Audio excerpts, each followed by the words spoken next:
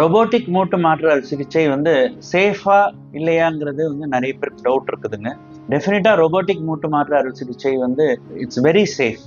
And அதே மாதிரி வந்து ஒரு மூட்டு தேய்மானம் ஏற்படுறதுக்கு முன்னாடி முட்டியோட அலைன்மெண்ட் எப்படி இருந்ததோ, அதாவது பேஷண்ட் ஸ்பெசிபிக் அலைன்மெண்ட்டை வந்து நம்ம ரொபோட்டிக் மூட்டு மாற்று அறுவை சிகிச்சை மூலிமா மட்டுமே நம்ம வந்து பண்ண முடியும். கன்வென்ஷனல் மூட்டு மாற்று அறுவை சிகிச்சையில் அதை அச்சீவ் பண்ணுறது கஷ்டங்க, பண்ண முடியாது. அண்ட் அதே மாதிரி இதில் ஹாப்டிக் கண்ட்ரோல்ங்கிற ஒரு டெக்னாலஜி இருக்குது. This is an AI paste robot. இந்த ஹாப்டிக் கண்ட்ரோல் மூலிமா பார்த்தீங்கன்னா இந்த ரோபோட் வந்து அந்த எலும்பு இருக்கக்கூடிய பகுதியில் மட்டும்தான் அறுவை சிகிச்சை பண்ணும் தவிர்த்து அது வந்து பின்னாடி இருக்கக்கூடிய நரம்போ தசைகளோ இரத்த குழாயோ எதுவுமே பாதிப்பு ஏற்படுத்தாது. ஸோ வந்து பேஷண்ட்டுக்கு வந்து ரொம்ப ஸ்பெசிஃபிக்காக நீ ஜாயிண்ட் இருக்கும். அண்ட் வந்து safety wise 100% guaranteed in this particular Smith & Nephew robot because it has haptic control. And வந்து பேஷண்ட்டுக்கு அலைன்மெண்ட் அச்சீவ் பண்ணுறனால அவங்களுக்கு வந்து ரொம்ப இளமையாக ஃபீல் பண்ணி சீக்கிரமாகவே நடக்க ஆரம்பிச்சிருவாங்க.